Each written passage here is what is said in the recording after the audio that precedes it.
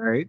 Back again, night two, which was obviously the winner by default. So there's no question there. Get that out of the way right now. But WrestleMania 40, night two, back again in Philly.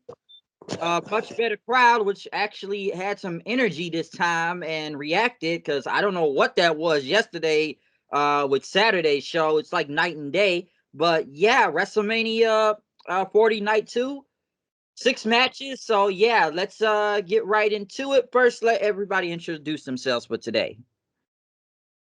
Back again, this Black Shaggy boy. Yo, I'm way more hyped for this one, bro, because this show was fire, bro. All the way from the minute they did the Meek Mill promo all the way to the end, it was lit, bro. I don't got much to complain about, and we can get into it. But happy to be back, bro. Yeah, I feel it the same way, man. You know, it's straight face 40. We back at it again. You can hear it in our voices that this was a better night. If somebody go back and listen to our first video for the night one, they'll be like, "This is night and day. Why they sound like this?" Yeah, like it was definitely a night and day show. It was way better, like for obvious reasons. Because yesterday, yeah, I don't know what was up with that, and people tried to blame the temperature, people tried to blame the outdoor arena, and I kind of had to call cap on a couple of those things too. I think we all did yesterday because now it's like, okay, the people actually brought their energy today and actually looked excited to see this show this time. Facts. Because yesterday they barely reacted out of like a couple matches, honestly. But yeah, they were out there today. But yeah, they did kick it off with the Meek Mill Dreams and Nightmares promo video. I would have liked it if he actually came out on stage and performed it because I think a lot of people wanted to see him. But some people say, apparently he couldn't probably show up there live because probably got enough problems right now. Giddy, if you get what I mean. But no, the promo video itself was cool. I know I don't know who were the people that were performing America the Beautiful. What were they called? The two people Oh that were. my gosh, bro. God bless America by War and Treaty, bro. Oh, Yo, okay. Treaty, see, I that's didn't what I I'm didn't know. I talking was about, bro. halfway paying attention. my, The my cousin. freaking all the contemporaries on this show, bro, were so much better than the first night, bro. Immediately, they did the Dreams and Nightmares video package for this night, not the first night. It already made it better. Then, I mean, Coco Jones did her thing, no hate. But then Warren Treaty did that God Bless America, and they shut that shit down, bro. I was Yeah, like, whoa, They were buddy, really hold good on. though. They were killing I it. said this whole energy different tonight. Okay. It was so immediate, bro. Like, yeah, I can't wait to get into this, bro. But yeah, from minute one, bro, everything was just different about this night. Very, very different. Right after that, they did bring out Stephanie McMahon. Stephanie McMahon got a big reaction. Still has the same thing with like an upbeated drum. But basically, she came out and introduced everybody to WrestleMania. Are you ready? The Triple H era, folks. We gonna hear a lot about that throughout the night, so we'll get into that. But yeah, Stephanie just welcomed everybody to the WrestleMania and whatnot. So they kicked it off with that. Right after, they had a whole bunch of people with bagpipes to bring Drew McIntyre to the ring. I saw a lot of people online thinking it was Roddy Piper at first. I'm not gonna what? lie. I saw people This is online music, right? saying that. What? Oh my goodness! I hope they wasn't serious.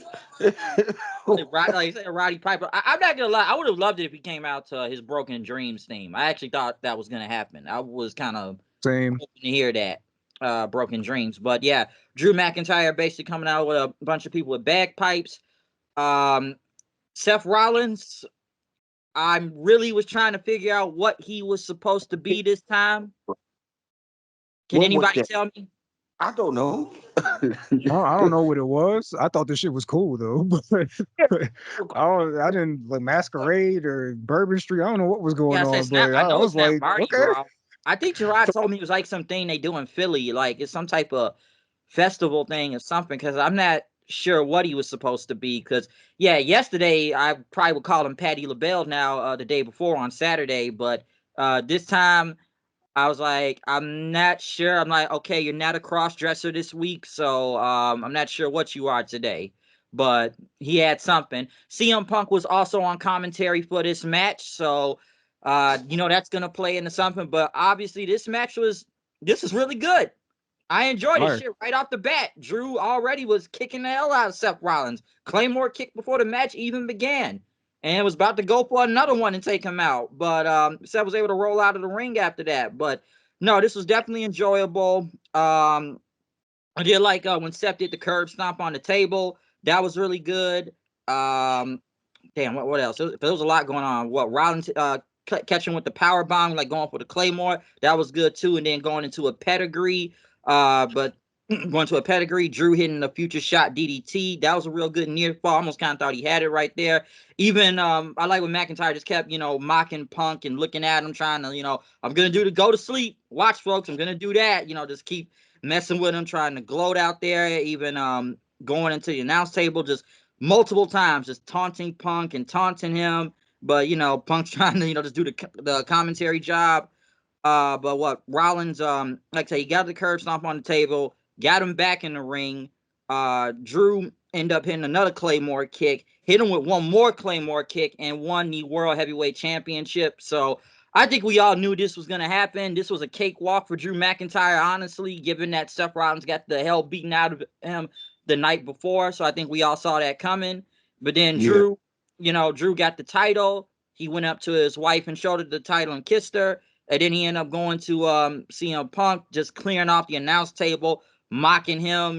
This is my time. This is my moment. Oh, one other thing to point out too, with I know it's like breaking kayfabe, but you can see Seth kind of audibly, tell Drew McIntyre, you fucking deserve it. Because yes, Drew McIntyre finally won the world title in front of a live crowd and not in front of anybody.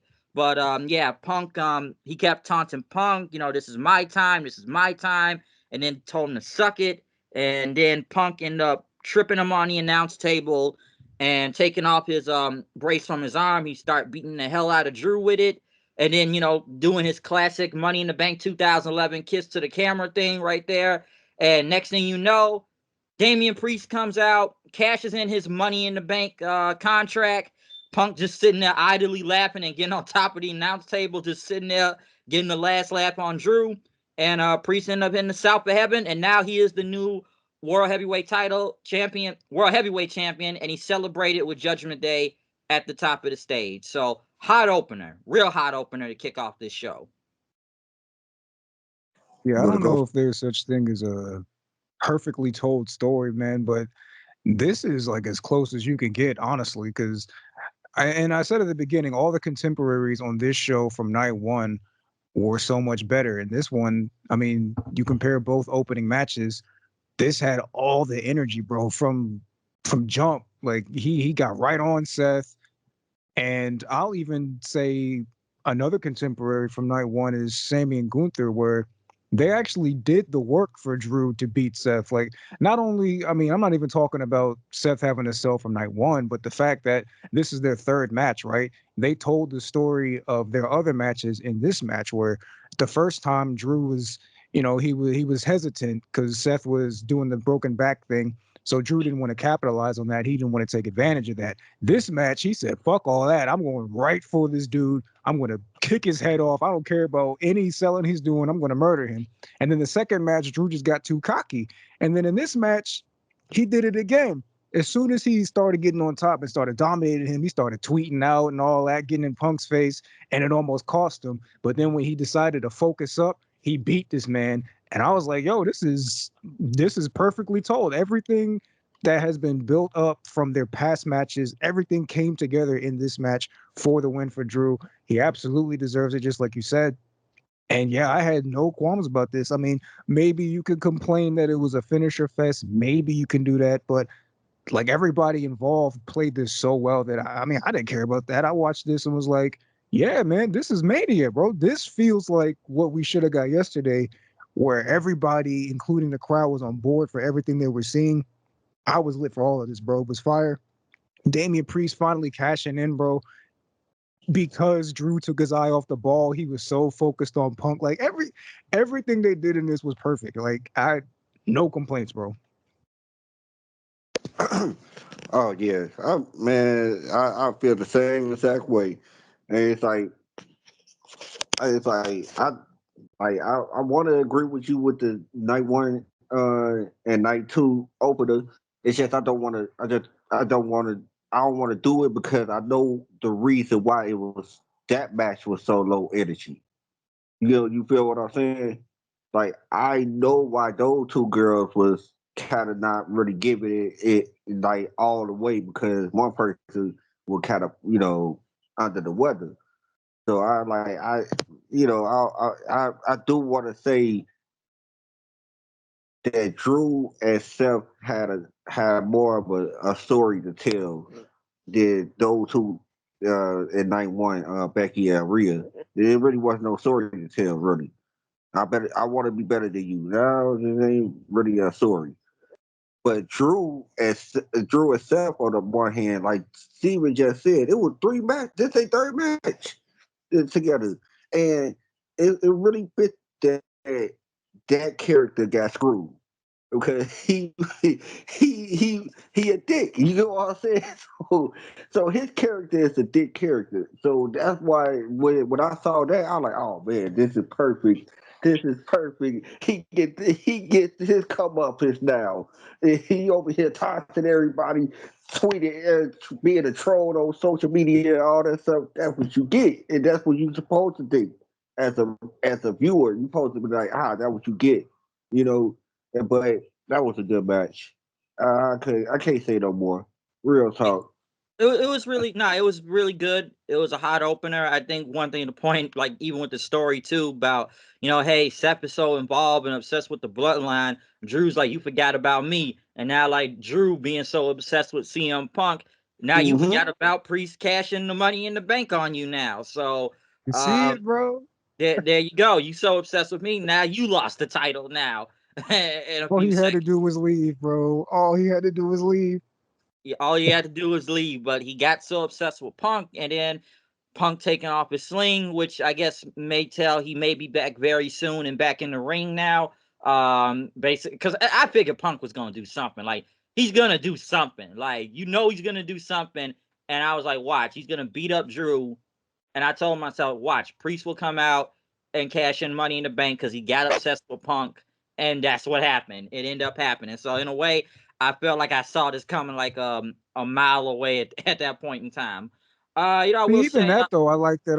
I like that Punk didn't get involved in the match. Like all that happened afterward. Like he just let Seth and Drew do their thing, and that's really cool. That like they let them do that, and then Punk was like, "Yeah, I'll let you just do your thing, bro. Go celebrate like your I'm win." hurt. But He's like, I'm hurt. yeah, right. Like I ain't getting involved, and then because you in my face, dick in my face, waving the belt, like all right, now you gotta now I gotta put some hands on you, bro. That was the last straw. That was the last straw. Like, man, look, with your penis in my face, man. What is wrong with you? That was the last straw right there. And like like nope, that's it. Now I got to do something because it's like, yeah, I'm hurt. And I can mostly talk, but now like, okay, you know what? I'm getting better. I can take this off, and I'm gonna beat the hell out of you with it now. Then he just sit there laughing when it got cashed in on him. One thing I'll say, what would you rank? I guess Seth's time as the champion world title that they made up months ago. I mean, he had nothing but fire matches. I mean, and unlike uh I guess a contemporary Roman, he's there. Unlike Rhea, he's actually got stories in all his feuds. I mean, I thought the Nakamura thing was egregious, but You. the matches were still good. I mean, as an inaugural champion, I thought it was cool. I mean, you can only do so much when they're presenting you as a secondary champion, and I feel like he ran with it best he could. So, yeah. Yeah, because I always said like I think USA just wanted we need a champion on this show because like the other champions barely even showing up on Fox half the time. So it's like, okay, we gotta have some type of champion on the show. I would have separated the belts, honestly. I still go back and say that instead of creating a whole new one. But I'm like, okay, I get it why they had to do it. But it's like you just said, like, dude, you were still the secondary champion at the end of the day. So that's how I look at it. And as for Priest becoming the champion, which I see everybody online wants to call him bisexual Undertaker right now. Even though my friend, Isaiah had already kind of called it a couple years ago, he already kind of knew. So now everybody's kind of catching along because everybody kind of looked at him and his hair like they said, like, you should this guy's not a bisexual. I called him Puerto Rican Undertaker. That's what I was calling him at one point. I didn't think about the bisexual part. Yeah, Hey, it's just Blake, funny, bro. can I say something about like the World Heavyweight Championship? Yeah. All right, cool. I understand that we want to, dub it, the secondary championship, but it was all, but even if the going back to the beginning of the wrestling, even like 2002 when it first started, it was always going to be a secondary world champion, even True. though both of them were going to, yeah, you could call them both world champions, but one of them getting more of the focus than the other. It could be Every the world time. champion, They never right? learn. Heavyweight champion with Triple H and JBL. Triple H got more of the attention than JBL did with John Cena and Batista. John Cena got more of the attention than Batista did. Y'all feel me, right? So it was gonna be, it's always gonna be, even if you split those titles up and be like, hey, you take one, you take one, it was always gonna be a secondary champion because one person getting the most of the focus, and the other would probably not get it as focus on. So yeah, it Yeah. was gonna Yeah, be that. because even years ago when the other world title was around, I always felt like kind of after like 2010, maybe 11, I think people had stopped giving a fuck about that world title. I think it was depending who was holding it half the time. No. I mean, The Del Rio era, bro. Jack Swagger and them. Like, yeah, of course. Yeah, especially in 2010, that's when it was kind of getting bad. Like it's almost like okay, the real championship is the WWE championship, and the world one. It was kind of like there because even I was saying at one point, how come the world title never main event any damn show? I was saying that for a while, and I always felt it was depending who was holding the title half the time. Because like, if I put it on Cena, people would pay attention. Or like I don't know, even when Ziggler cashed it in, it felt important again at a point in time. So it's I don't know. It's like I feel like after 2010, people stopped caring about that world title. That's why they got rid of it then, and it ended up just being one championship after that. I will say One, this though. One more thing about on the same topic that I think it was important that they gave it to Seth more than yeah, anybody else because he's the only guy that Roman hadn't beat. So if they put it on like Finn Balor or Drew McIntyre or somebody like that as their first champion, it would have made it felt even more secondary because yeah. yeah, Roman can say this is the consolation prize, but Seth can always say, well, you haven't beaten me, bro. You never beaten me. So this is only consolation because of how it's presented. But in terms of the champion, if we wrestle, bro, I'm more likely to beat you than you are to beat me. So I do think it was smart to give it to Seth. So Why you one did other. in Well, the DQ? You know what I'm saying? true. Why you put that match in the disqualification? They couldn't even figure out which one they wanted to get that win to. exactly. Yeah, I always look at that match when it was Roman and Seth, like, a couple years ago. All I was like, Roman was kind of low key to face there because I was like, well, he got his payback from what happened with the Shield. So I'm like, well, he got his payback. I was like, that's for betraying the Shield. So I was actually kind of with Roman on that one, but it was like, okay, he never beat Seth, so they can always go back to that. But I felt like, nah, this is Roman getting his closure from Seth betraying the Shield. So I was kind of like, well, he got his payback. So there you go. More on One thing that I later. was, we'll get back to that later too. But one other thing I'll say about Priest, one thing you asked me yesterday, Stephen, about how long Priest may be champion. I give it till the Clash at the Castle in Scotland. I give Yeah, it. but me too. I agree with you, Bryce. I said the same thing. I told my cousin because he had called me and talking about my man. Do you see the cash in? I'm like, yeah, but here's the thing: he ain't holding that title for long. Like you So probably y'all think he's would. gonna give it back to Drew? Yeah, he's dropping it the truth. Yeah, in his I, real hometown, not no Carlish. In his real hometown in Scotland. You know what I'm saying? That's where he gonna drop it to Drew. So I y'all believe. think Drew's sticking around then? Yeah, yeah. I know it's been a lot of rumors about Drew's contract for a very long time now. So I've been hearing so much about that. But given his recent run, I don't think he may be going anywhere because beforehand, even I was kind of to the point like, Drew's around, but he's not really doing anything important until recently. So I don't think he's going nowhere. And I think he will get the title back in June. And depending when Punk is healthy enough, I think he will feud with Punk for the title. All that sounds good to me. So I see one of those things happening because, that's what I see leading into because I feel like maybe it'll be a rematch because I'm sure Seth is going to invoke his rematch clause also, so he may want a shot back at Priest for the title and stuff. So it could be one of those things, but that's kind of what I see happening in that. But yeah, overall, that a triple threat or triple threat, triple threat. Triple threat. So yeah, great opener though overall. Definitely great opener. Next we now move into the Philadelphia street fight brought to you by Snoop Dogg and Dr. Dre's Gin and Juice. Advertisement mania, folks. And we had Snoop Dogg as, the special commentator. I believe he was very high as hell throughout this whole match, which he honestly was the most entertaining thing throughout this whole match. And we had Bubba Ray Dudley as the special guest referee. Yes, because it was, Bobby, they're called the Pride, right? Lashley and the Street Profits going against the Final Testament. Apparently, they said Paul Ellering never been on WrestleMania. I'm like, really?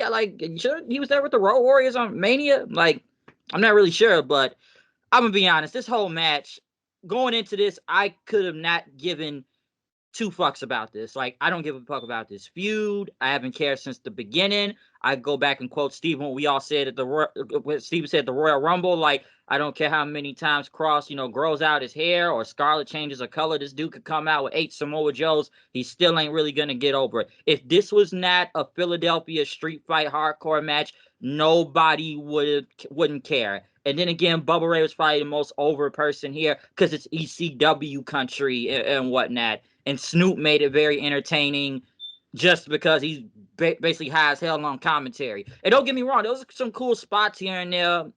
Montez jumping out of the ring. We got kendo sticks involved. I don't know what that chair shot. Not that chair shot, but what was it? Scarlett got a trash can and hit B-Fab with it, which looked really weird, by the way. And I thought it barely even touched her. And even the Russian leg sweep from the table was okay, but throughout the match, Cross is trying to argue with Bubba Nin, and then he puts on the 3D glasses, and Lashley and them end up doing the what's up onto Cross, and then they do 1, 2, 3, get the tables and all that ECW chant. They put Cross on the table, which the table immediately breaks. I am the table, Botchamania. But then they got to go get another table, and then what? Montez does his big frog splash, and that was it. That was it. So, hopefully this feud is over, that we never have to see it again. This feud is sucked from the beginning. Hey, I'm glad to see Lashley on WrestleMania. Don't get me wrong. I wish it would have been something different than this because I don't really know what even Cross goes next after this. I don't know who they will feud with because I don't think a lot of people care about this group. I wouldn't mind if it was just AOP and Paul Ellering on their own and doing their own thing. I wouldn't mind that. Cross leading a group when they made up this whole thing didn't make any sense given this guy was losing matches left and right. I do believe the only reason why he is still getting this push or wherever they're going with it is just because Triple H likes him. That's honestly how I see it, and I probably said that many, many times now. So, like I said, it was a street fight. It happened. Fun little match, but that's the only reason why I feel this match even got as much, excitement to it due to everything I just said beforehand. So, there you go. That's what I think about it. All right. Sorry. I was gonna let Kyle go, but all right, I'll say something. Go ahead. This, hey, I'll take it. Take the baton. Well, look, this contemporary from last night is the Rey Mysterio stuff, right? Because you got two faction wars, whatever you want to call it. But this one was so much better because they were so self-aware on what this should have been. First of all, just like you said, I didn't care about any of this. The fact that, and I've been very vocal about how Triple H has been booking Bobby Lashley into the ground for whatever reason. I don't know what it is, but Ever since he took over, this dude Lashley has been nothing on television. Like, even though he always comes out, gets a reaction, even though like he's in the best shape of his career, he can still wrestle like he always has. It's insane to me that we're just wasting this guy. But when we got to the actual match, first of all, they said it's a Philadelphia street fight. So they knew right off the bat, nobody's going to care about this unless we can just do some plunder stuff. Great. Then we get Snoop Dogg high as hell on commentary, entertaining by to the extreme, bro. This dude talking about, oh, this is the family reunion table. Grandma gonna get mad you broke her table. I'm like, yo, this dude, my dude is blowed, bro. He just saying whatever. Then you get the Bubba Ray pop because he's, ECW, this, blah, blah, blah. And they just decided to make this just a crazy, exactly what I said the Ray match should have been, where we're like, all right, we got a match full of a bunch of luchadors. Let's just make this the crazy, flippy, PWG match, but we didn't get it. This match, they're like, all right, just go out there and do whatever. And that's exactly what we got. It didn't even go 10 minutes. So you can't even be mad at this. It was very entertaining. Did I care? No. Am I happy this is over? Hopefully it is. Absolutely. But in the end, I was very entertained by all the pieces they put together in this. As far as where everybody goes, I don't know. Cody's champion. Maybe Lashley can get in there. I don't know. Good cross where he goes. Who gives a damn? I don't know. But yeah, I had a lot of fun with it, man. Man, I like your concept for today though, Steven. The contemporary day, you compare the two similar matches and compare them. I really like that too. I might take it, but yeah, I walked out. I walked out of this match. All right, I walked out. That was my time to go talk to my auntie. I'm not going to even lie to you. You want to know what made me walk out? I ain't going to even lie. It's the things that made y'all laugh that made me face palm. I ain't going to even lie to you. Snoop was the person that made me face palm. Once he started doing that, started going, like all that cracking, lacking, all that stuff. I'm like, all right, I'm done. Fuck this match. Fuck this commentary. I don't want to hear no more. I'm tired of it. I ain't know he got funnier. Well, yeah, the way y'all were talking, he might have got funnier. I just couldn't take 2 minutes of it. I ain't gonna even lie to you. The first 2 minutes, as soon as I heard the crack and lack and all that stuff, I'm like, all right, I'm done. I ain't even watch it. So I ain't even watch the match. I ain't gonna even lie to you. All right, I didn't watch the match.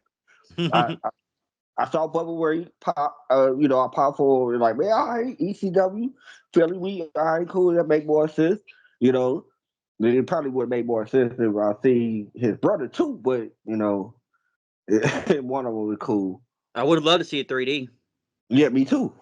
I can't believe we didn't get a 3D. I thought for sure Tez and Dawkins were doing a 3D. Like, I don't know why we didn't get that.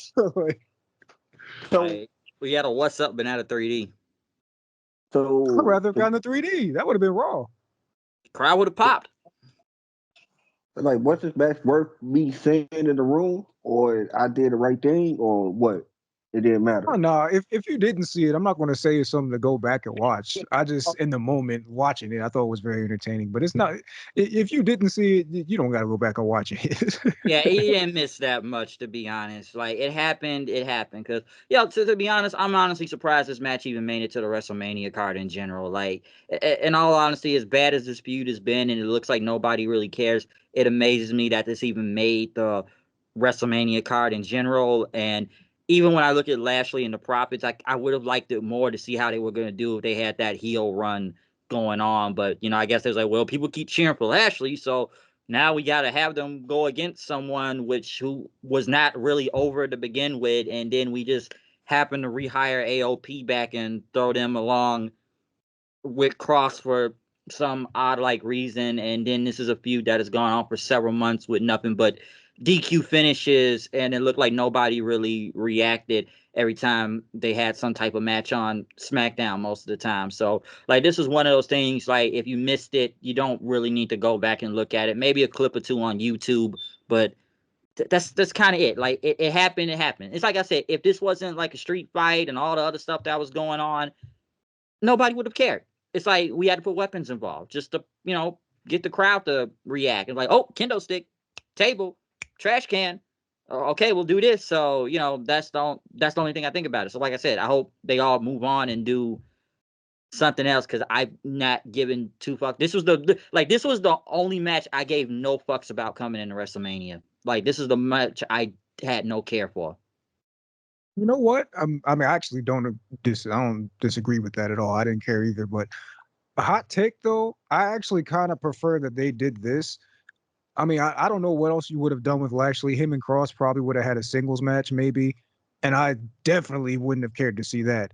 And then the Street Profits probably would have just been thrown in the ladder match, and they just would have been another team in the ladder match, and nobody would have cared. So I actually kind of am glad to an extent that at least they got this showcase match instead, where they can get their shit off, they can get their win. I mean, even B-Fab had a couple spots, good for her, and then we can just keep it pushing. Like, I actually kind of think it was better going this route than what we might have gotten, considering how they were building this up.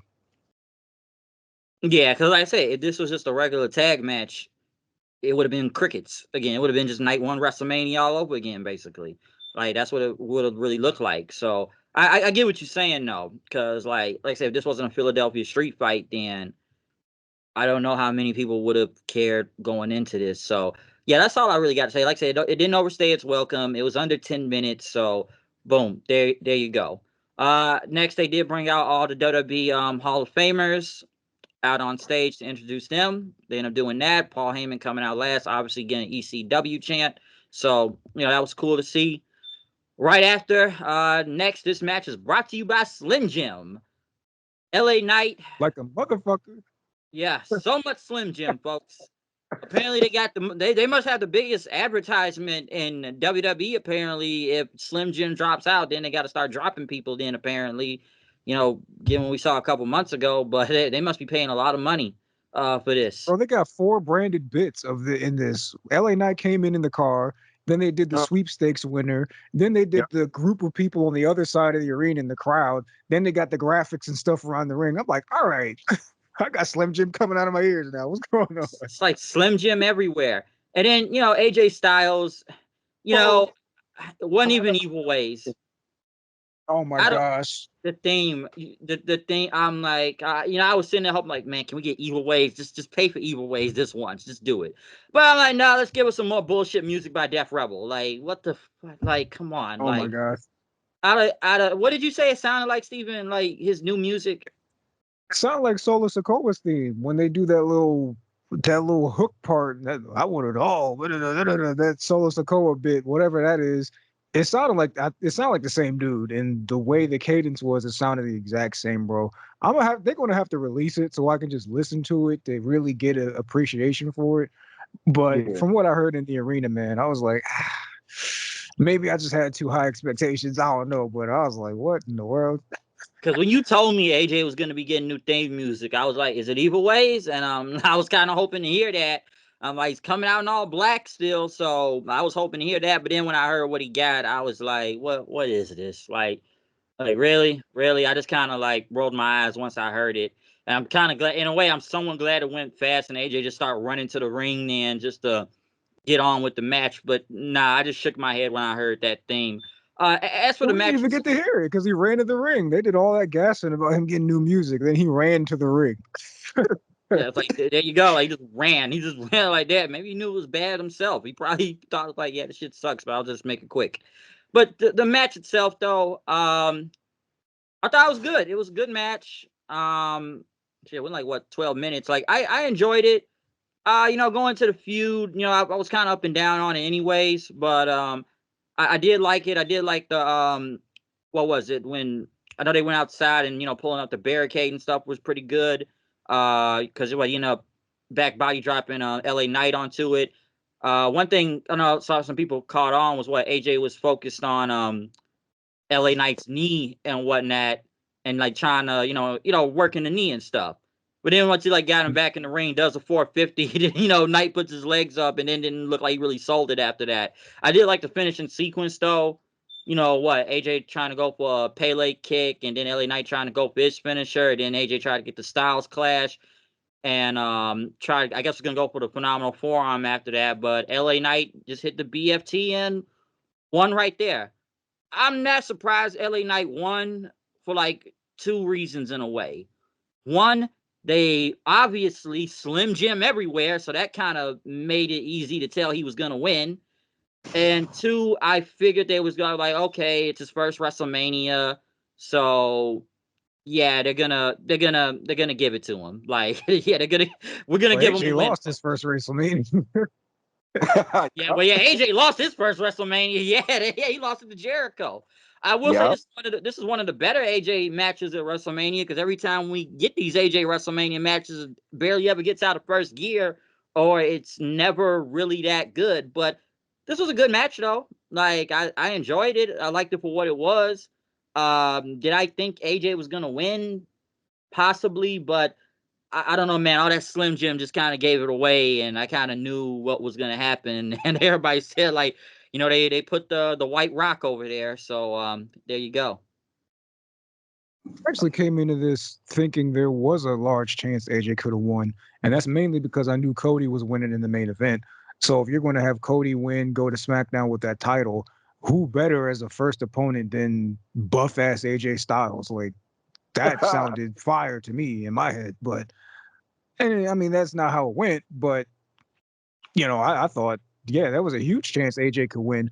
I mean, you make an excellent point with all the Slim Jim stuff everywhere. Like, yeah, okay, then LA Knight can lose. But outside of that, like in terms of what could be next for anybody, and I mean, AJ could always just win like a battle royal or four-way or something to get a title shot anyway. So I guess it doesn't matter in this company. But I did think there was a large chance of that of him winning. But I've got no problem. I told you, Bryce, that I had to go through the list to really like think about it. But this is easily, quite comfortably, my favorite AJ Styles WrestleMania match. Like, it's not even that the match itself was that crazy, but just the fact that it actually had energy to it. There was actually a story to it. And I mean, they wrestled well, it was cool. But it's just the fact that because each time we get these AJ Styles matches at WrestleMania, whether it be Nakamura or Edge being like the worst example, where it's just so long and drawn out, and they're trying to do something like cinematic in their storytelling. And it's like, bro, nobody's asking for this. Just go out there, do some dope moves, and call it a day. And this one, since they've built this such to be like a blood feud, they immediately were just with the shits. And I'm like, all right, so if we're going contemporary, this I guess could be compared to what Jay and Jimmy should have been, where this is like the blood feud of the night where these guys just hate each other. They got to get their hands on each other. We got to sanction a match to let them fight each other. And the energy in this one was so much better than Jay and Jimmy that by the end of it, I was like, yeah, that was cool, bro. And it was way better than the Jericho match, way better than the Edge match, better than the Orton match. I'll even give it. And I know people were like, "Oh, well, the Shane McMahon match," but I cannot stand that match. I will die on that hill. AJ Styles having a competitive match with Shane McMahon is trash. But yeah, man, I really liked it, start to finish, no complaints. Man, I went into this match. I wanted this match. You get what I'm saying? It was one of those matches that I just I can't explain to y'all the reason why I wanted this match so much. But once I got it, I was like, all right, this what it's supposed to be. AJ running down to the ring. Man, they were right on it. I'm like, man, no lockups, no none of that. Oh, let's get it. This should have been the no disqualification match right here, to be honest with you. True, true. Because man, you don't show up to a man's house and fight him, and I ain't got a weapon in my hand for you the next time I see you. I don't know. But I really enjoyed this match. I really did. They both of them really did their thing. And I wasn't disappointed. I wasn't disappointed this time. Like I just mentioned with most of AJ Styles matches, you really are disappointed because you really think it like every match you see it, you're like, oh, like Chris Jericho and AJ, that should be a bar burner. Nope. Man, AJ and Edge, that should be a bar burner. Nope. It was like that's why it disappointed you because the two people in the ring should have made magic, but they did it. Yeah, I think it's true.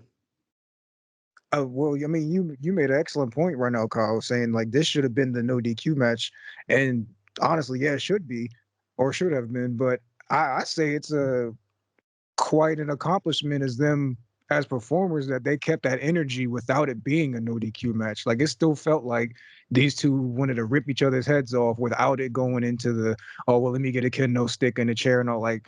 So yeah, that made me appreciate it even more, even though it would have made perfect sense for it to be just like when Triple H and Randy Orton had their match and the stipulation was don't get DQ'd. Like not gonna lie, this match was built that this should be in like a hardcore match or something. But unlike that match, and like I said about the Jimmy J match, they kept that energy throughout the whole match. Like AJ was like, "I'm gonna break your freaking leg, bro."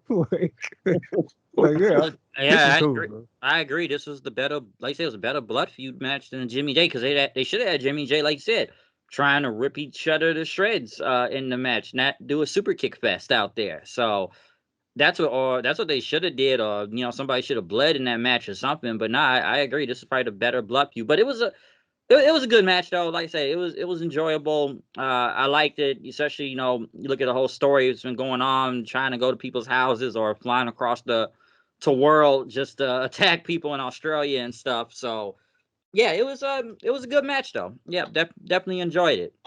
Right after that, we did have the U.S. title on the line. This is brought to you by Prime Drink. Even though we've seen the Prime Drink thing since yesterday, triple threat match. Logan Paul, which he came out on a truck with a giant Prime cannon and coming out there with a guy dressed in the Prime bottle thing, which we'll get to in a second. Kevin Owens was headed to the stage. Next thing just like with Sammy walking to the ring, he ended up seeing Sammy right there with the Intercontinental title, and Sammy telling him, "It's your turn. Go get him." And he ended up coming out on a go-kart then, since they did that whole thing on SmackDown. And Kevin Owens' gear with the ECW colors looked cool too. And he ended up giving Randy Orton a lift to the ring to help. Like, okay, we'll make this faster. Okay, we'll both take the golf cart. We did it on SmackDown.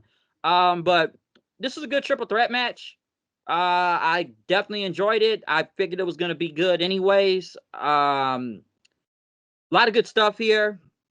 I know they end up going after Logan Paul first. Like it was okay, we're both gonna attack him. And so after a while, so like, we have to fight each other, aren't we? And say like, yep, let's get over with it. Like because when he pushed him, like when like Logan Paul pushed him in, Kevin Owens in the Orton, he was like, fight him. And he said, well, he pushed me. And I was like, yeah, we gotta do this, don't we? Like, yep, let's get over with it. But going through the match though, it was really good.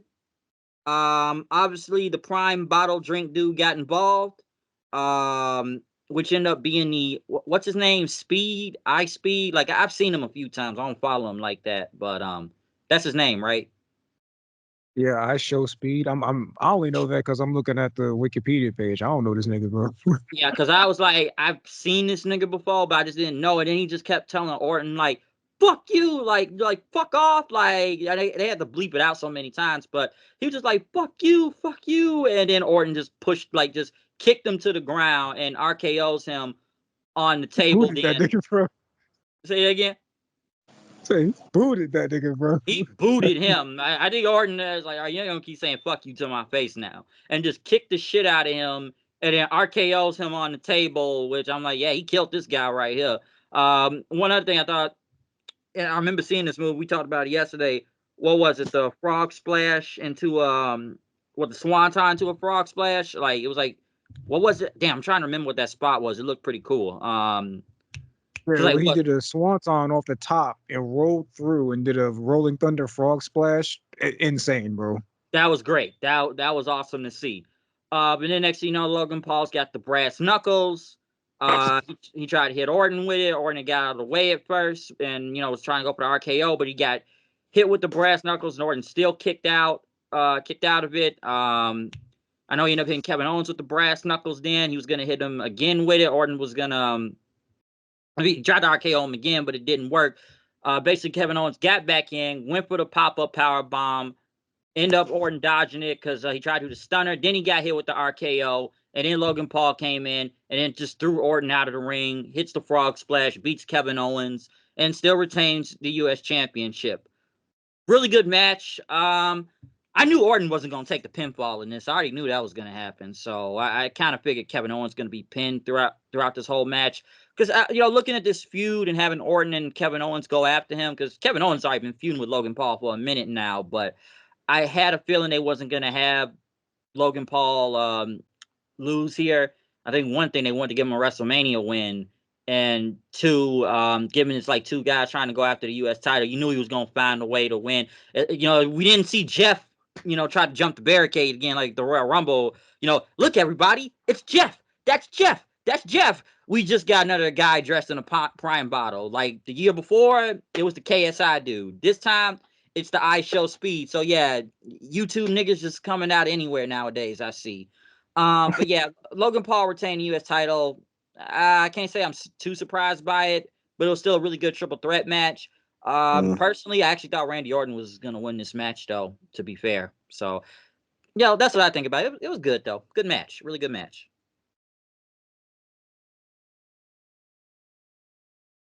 Well, I'll go this time. Is you good? Yeah, you good. That's what I said. I'm Go good. Go ahead. Who want to go next? Oh well, I had the same thought. I thought Randy was going to win too. And I was telling everybody who would listen that Randy was going to win. But yeah, it was one of those matches that I knew it was going to be good, but it kind of fell in the same category, not as badly, but it kind of fell in the same category as Philadelphia street fight. It's like I didn't care because it's one person in there that I don't care too much about, and he gonna ruin it all for everybody who wrestled with him. And that's how I feel about Logan Paul. I really don't care, and I love Randy. I love Randy. Don't get me wrong. Like Randy is like my one of my favorite wrestlers, and I respect Kevin Owens. But I just can't get into that Logan Paul. He could jump off a skyscraper and do the highest frog splash you would ever see in your life. And I'll still be here like, so, I don't know why. It's just I don't know if I should get out of that mold with him and finally accept him as a WWE wrestler. But at this point in time, it's gonna take a while for me to just to accept him. It's gonna take a while. But I get this match. It was okay. It was good and not too bad. I ain't had no complaints about it. Yeah, I'm not. I'm usually right there with you, man. If anybody who knows me knows, I got no love for the Paul brothers. Period. I'm tired of seeing them everywhere. And Logan Paul bleeding his way into my wrestling and has consistently been here has been so annoying. And even uh now, I got it's like doing homework. I got to know who all these people are who come with him now because it's just like, oh, it's so and so. Okay, it's so and so. Here he is taking an RKO, and I'm like, all right, I guess. But with all that said, because that is still there, I'm 100% with you, dog. With all of that you just said, because that's exactly how I feel. I still got no. If he just disappeared, I wouldn't think anything of it. But I will say this was the first match, and I mean the very first match where I sat there and was like, Logan Paul, he got some shits, bro. Like that when he hit that swanton into the frog splash, I was like, hold on now. He actually doing because for so long, every single time he has a match, we hear all the commentators and people online say, oh, Logan Paul, this. He's amazing. He picked it up. He can cut better promos than half the roster. And they say all this stuff. And it's just like, okay, but you think that, but there's nothing he brings to the table that I can't get from somebody else that I already like on this show, right? This was the first time I watched a Logan Paul match, and he's doing stuff I ain't ever seen before. And I'm like, whoa, how did he do that? the nigga did a Jeff Hardy from '03 Swanton, the way he graced in the air, landed, rolled through in one fluid motion, and hit a frog splash. I was like, what in the world? I don't even know how you do that. And then when he won, the way he did his frog splash, like the split, how he did it in the air, I was like, whoa, that was pretty cool, bro. I'm not even going to hate on you. That was Yes. pretty cool. And so I had to give dude his props in this one because I mean he was doing his thing, bro. And I like Randy, I like Kevin Owens. So I already was on board as the match progressed. Like coming into this, I didn't care about this at all. But as the match went on, I was like, yeah, this is actually very enjoyable. I still don't like I said, I still don't like the cameo appearances from dudes. I have no idea who they are. I'm 30 now. I don't know this nigga, bro. But here he is taking an RKO. Somebody knows because people reacted, I guess. So that's just not for me. But in the end, I did think, yeah, this was a dope match. By the end of it, it was cool. That pop up power bomb into the RKO fire, like That was this cold. match was cool, bro. That was definitely a cold move. But yeah, yeah, that was a good frog splash. Like remind me like Montez, like especially with the hang time of the frog splash. But yeah, I agree. Like going into it, I just didn't really care because honestly, I forget Logan Paul was the U.S. champion half the time. Like I really do because I'm like, oh yeah, So this will get the U.S. title. Like I keep forgetting that sometimes. Like I knew the match was gonna be good. Like I'm not surprised by that. I kind of go back to what Jiraiya said a few months ago. It's like what giving Taylor Swift like a Kansas City Chiefs jersey, and hey, we're gonna let you come in and whatnot. So bro, I can still understand that analogy when he said that a few months ago. I get it, but no, this was still a really enjoyable match. It's just when it comes to Logan Paul, sometimes it's like I just kind of forget he is there till he's actually there, and then I'm like, oh yeah, he got a title belt and all that. Because I think we discussed this months ago. Like I get it, it's the prime drink, and I get it's promotion y'all got to do, but I think we talked about this before. Like ever since they had signed the dude, I get he's big on YouTube, but like were his fans really coming over watching his matches like that? Like they did the whole boxing thing. Like I had I wanted that because I've been asked that question several times now. Cause like I get he's on YouTube and him and his brother do a lot of controversial stuff or just stuff that doesn't make sense, just like that Mike Tyson thing coming up and whatnot. But I was like, gosh, yeah, I that's another money fight there. But yeah, is he really drawing fans like that? Like I do kind of wonder if his fans are actually watching his stuff like that. Like I really do. And then again, it's like we talked about before. I don't know if it was Stephen that asked me his question that it's like with Kevin Owens back at the Royal Rumble. It's like Kevin Owens and Orton low key kind of dumb they style down a little just to get on his level in a way.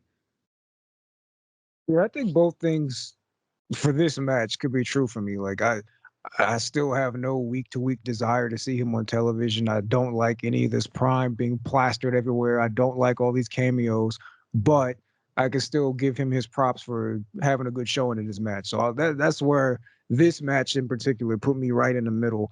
But my feelings still haven't changed. Like Oh if he shows up on SmackDown cutting a promo, I'm still not going to care about.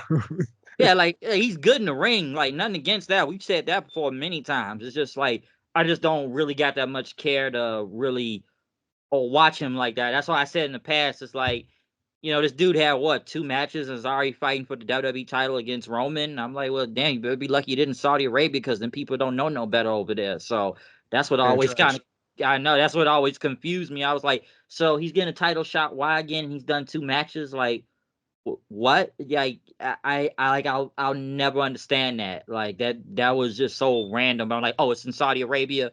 No wonder. No wonder. So, like I said, good in the ring. It's just I don't have a desire to see him a lot, but still a really good match though. Definitely enjoyed it. So I don't know what happens next after this. Maybe Orton just goes after him on his own, given that Kevin Owens was pin here, and it's like the second time. Well, now the last time was a DQ, but I feel like it's going to be Orton taking out Logan Paul for the title, maybe, or maybe somebody else by the time SmackDown come on. So there you go. But moving on next, we now move on to the women's title on the line: Bayley versus Io Shirai. Bayley coming out with a very Egyptian themed entrance with people carrying her to entrance stage. And I think she had a new theme song too, if I'm not mistaken. But yeah, Bayley making a big entrance, then Io making her entrance with the rest of Damage Control. This was a very good match, which I'm not really surprised because it's like this. The build up has really sucked for this feud. Like, I knew the match was really going to be good, but I have talked about this feud before that I felt like after the first 2 weeks when it was like real hot after Bayley won the Royal Rumble, it was looking real good. But after the first 2 weeks, it just kind of like it just kind of fell to the wayside, and it looks like nobody either really didn't care. Some people feel like WWE purposely sabotaged it. Like, I'm not really sure, but it's almost like, man, after the first 2 weeks, no one doesn't really kind of care about this feud. Even when they kept trying to put damage control on Raw, it was like crickets out there. Like, nobody. I said this yesterday. Like, nobody gives a fuck. Like, they don't. And I feel like the feud didn't even get interesting until like what, the week before, to try to heat it up and get some heat on it. Because the way they've been doing things for the past few months in this feud, it's like nobody has cared. Like, nobody cared. Like, literally. So going into this match, I knew it was going to be a really good match. So I'm definitely not surprised by that. I definitely enjoyed it. I still like when Bayley did like the Rose plant and then EO just kind of blocked it and did a flip. That was still pretty cool. Um, Bayley doing the Bayley to belly, even hitting the Rose plant for the 1, 2, 3, and becoming a new women's champion. And by the way, gotta add the crowd too, because the crowd loved Bayley throughout this whole match. I feel like most of the entire match they were all doing the "Hey Bayley, who ha, I want to know," the whole song and whatnot. It's like they sung it throughout most of the entire match. So that would, I could tell that Bayley was that over. But yeah, I did enjoy this match though. This was a very good match, and Bayley won the title. So yeah, definitely enjoyed it. She won the Royal Rumble, so cool. And this match is, I think the build. I've heard the same uh, conspiracy online where people think they on purpose cooled this off for whatever reason. I don't know, but I think what really made the build suffer was because they were trying to do two things at once, right? Because the damage control story is Bailey's story, but then they were trying to also do, well, we got to get Jade and Bianca and do all this involved to get them on the card too. And if they just made it Bailey, EO, and damage control, I think it would have been way better. Because like, imagine if, I mean, obviously she's going to be outnumbered, but imagine if she did like a Stone Cold thing where like every week she's taking out each and every member of Damage Control until it's just her and EO.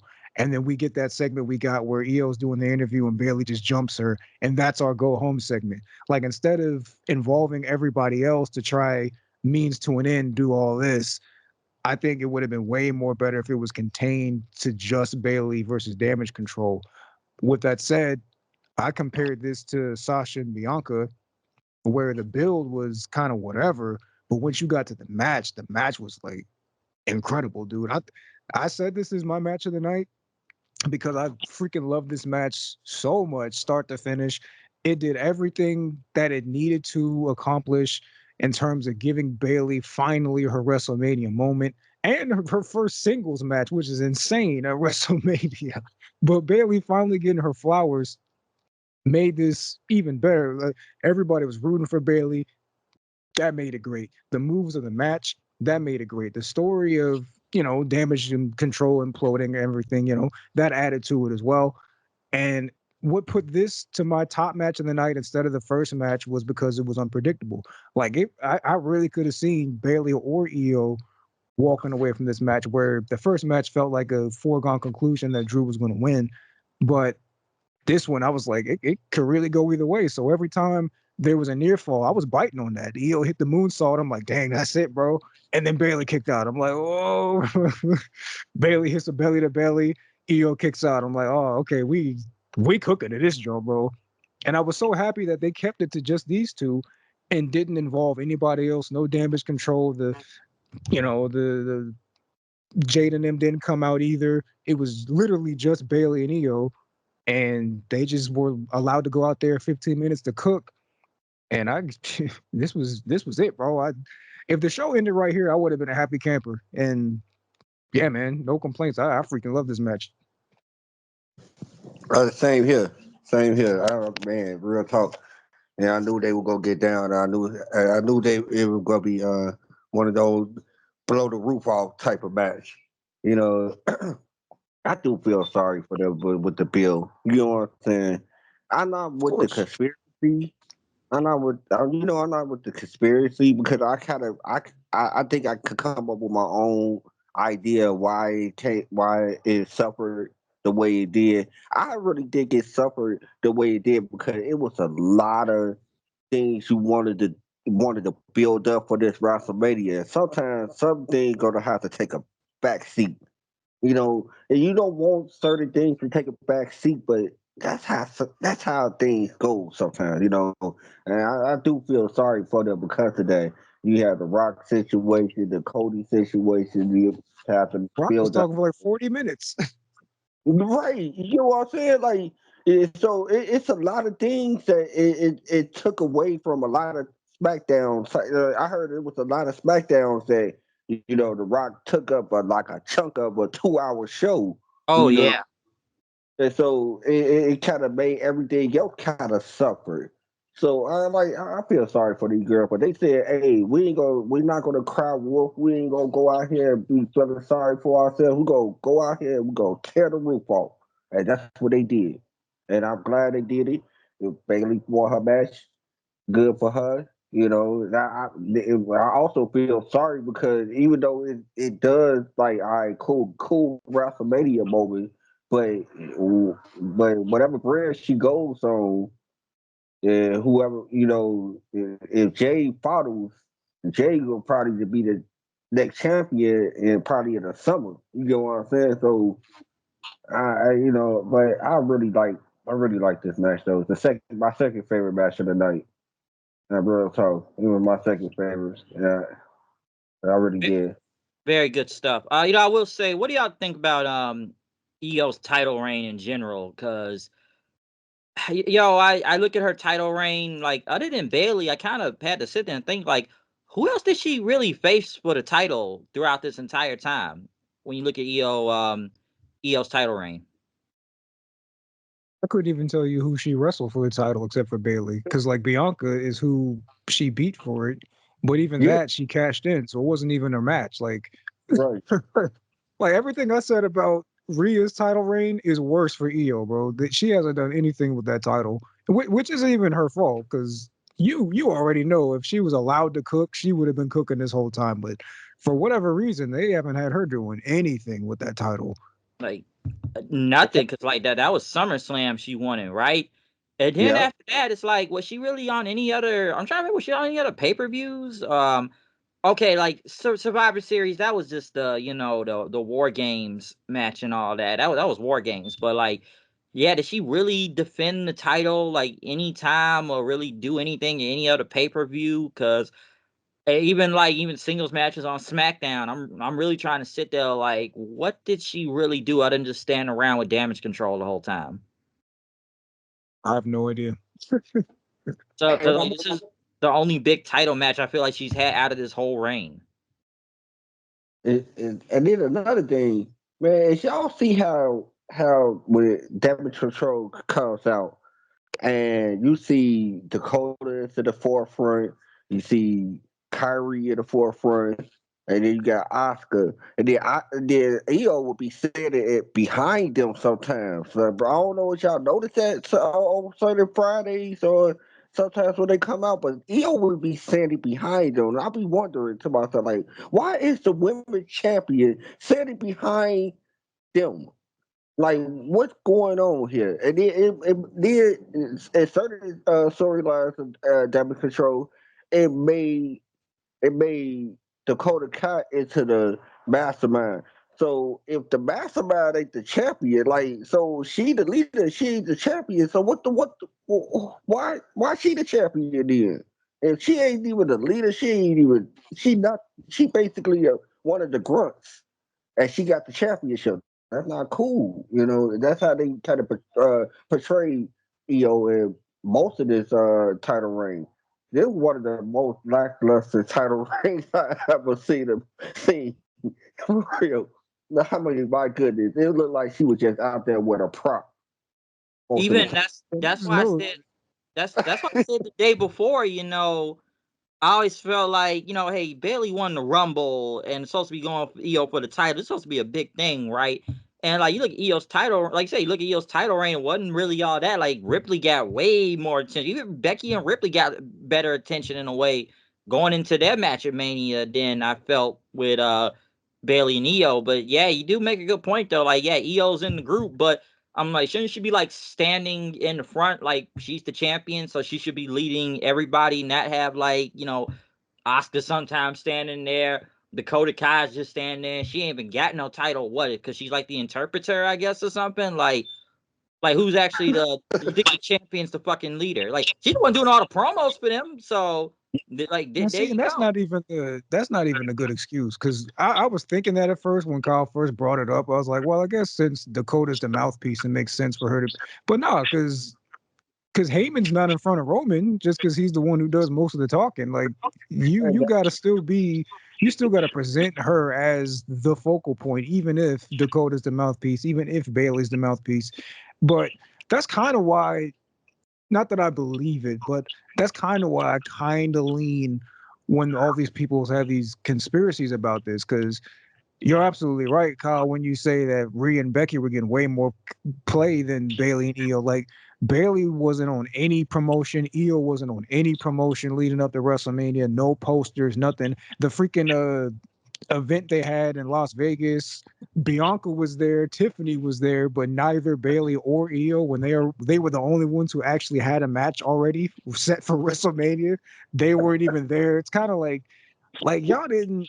You could have presented this, and that's why I'm so happy the match was so good, because they said, to hell with all that. In spite of what y'all did for us, we're going to go out here and do what we got to do, because y'all gave us nothing for this build. Y'all gave us no promo. Y'all gave us no, and half of that's maybe because the Bloodline's taking up an hour of the show. The other half is because y'all not even putting us on posters. Y'all ain't even putting us out here. Where is my interview segment to sit down with Jimmy Fallon or whoever the fuck, just to get this across that I got a match coming up. I won the Royal Rumble.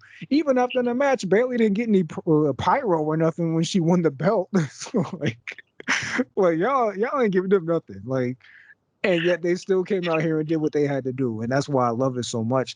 But yeah, y'all still did them dirty, and it can't go unsaid because it's so obvious that y'all gave them nothing. Io ain't had nothing in their title reign.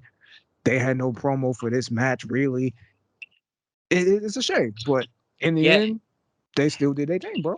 yeah, because you made a lot of good points right there. Even I remember like they just tried to like put Bayley and them sometime in the main event on SmackDown, and it looked like nobody gave a fuck. That I even had to sit there like, wait, this is the main event?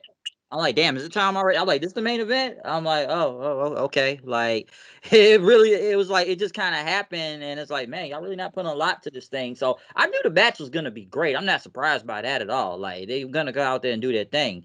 But like you said, like the buildup going into this was just atrocious for multiple kind of reasons, that it was one of those too little, too late type of things to even build up. Because I was like, throwing them randomly in the main event on SmackDown like 2-3 times ain't really helping y'all case, and just kind of making it look pretty dumb, honestly. That especially when the crowd's just sitting on their hands, they're not giving a damn. So, like I said, the buildup was just really bad about it. But yeah, the match itself, great. But yeah, you think Bayley would have got pyro though too, given this is her big win and stuff. So there you go. Like, that's the crazy thing. But one thing I do agree is like, hey, at least we're finally giving like another member of the Four Horsewomen some bigger credit at WrestleMania, since the others have basically all main event at WrestleMania and that had bigger spots on Mania half the time.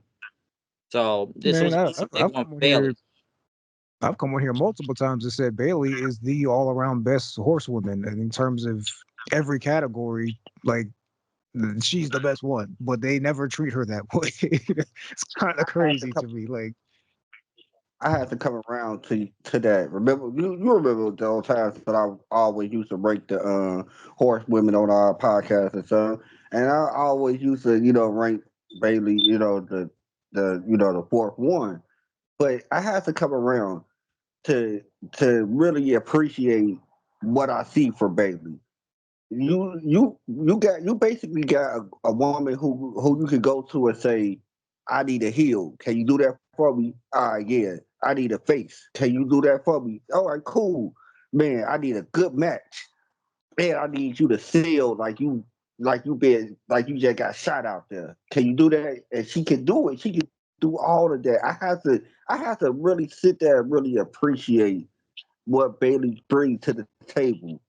You know, and I don't know why it took me so long. It took me what? How long she been out and been around? 2015, 2016. Like, yeah, it took me a while to come aboard, but I am aboard now. You know, That's because they're not constantly in your ear telling you Bailey's the best one like they do Charlotte and they do Becky and sometimes they did Sasha. Like, but if you just sit, like you just said, if you just sit and like look at it, it's like actually she can do this better than she can do that. She can do this better than she can do that, and she can do this as good as the rest of them as well. It's like, yeah, when you come around to like as an all-around performer, one who can do the talking, the wrestling, the face, the heel, character work, it's like it's her, bro. Welcome to the table, bro. We've been expecting you. But now I want to say one more thing. Like you just said, I want to piggyback. You had a good point. Like you said, and I like how you broke it down. Like, yeah, she could be a face more. She could be a better face than Charlotte ever will be. She could be a better heel than Becky will ever will be.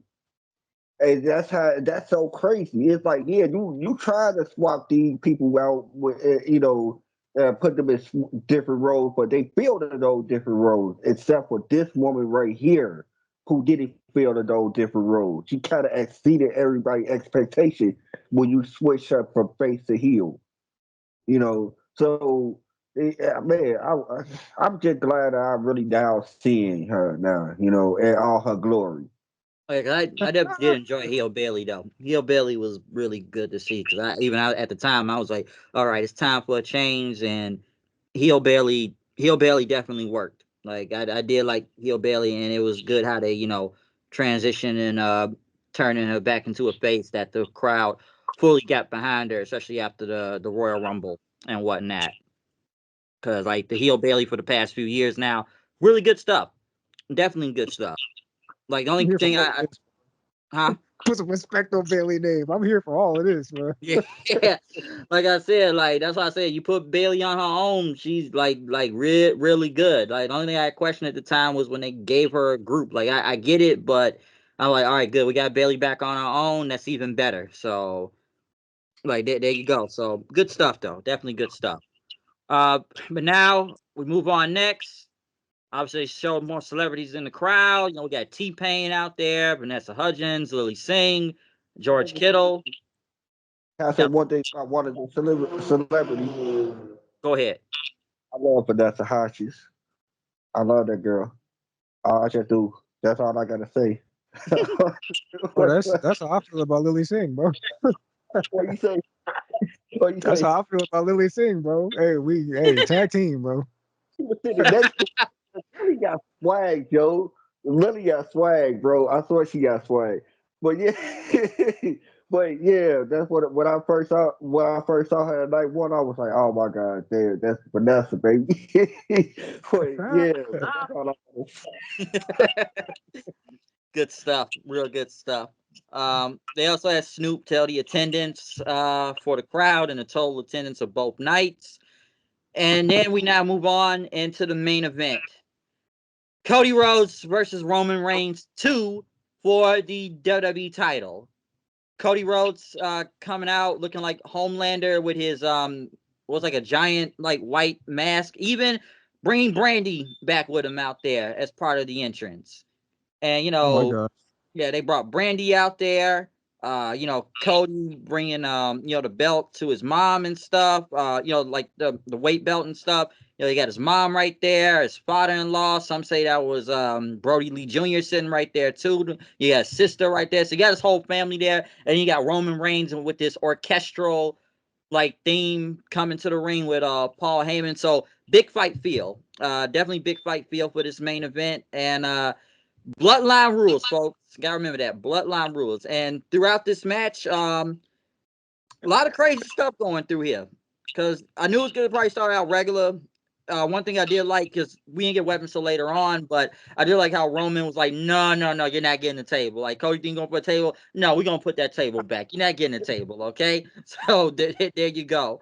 And, they fought into the crowd. Cody doing like, was it Cody or Reigns? They ended up doing like a suplex on like to like the platform they were on was pretty good. They ended up going back to the ring then. You got kendo sticks, Cody hitting a disaster kick. I don't know how many times, which I think Pat had said, what he said, like, that move doesn't work. Okay, like we see that, like you gotta do it multiple times. It's not gonna work with one move. Okay, I did like how Reigns was choking out Cody. He's saying like was it Cody choking out Reigns saying like, I'm going to send you to Hollywood or something, and then I think Reigns said, "This is my company, you little bitch." That was hilarious, because one thing about Roman matches, of course, you're gonna get Roman talking to himself. Hell, you got Roman even doing a damn crossroads then. And Heyman's like, hey, that move doesn't beat anybody, okay? So you got to do more than that. But now, like I said, it got to the point that, trading finishers. Cody's doing the bionic elbow. People pop for that then. Even with the announce table then, Cody was going to put him through it, but Roman ended up putting, power bombing him through the table, threw him back in, hits the Superman punch even for another near fall. That was a good spot from there too. Reigns going to go for the spear, but Cody basically he was going to go for the crossroads then right after that. And then Reigns tried to, rock bottom, didn't work. And then next thing you know, this is where the run-ins, because of course we were going to get multiple run-ins. Like, that's every Roman match. You're going to get multiple run-ins, and we knew this was coming. Jimmy Uso comes out, super kicking Cody.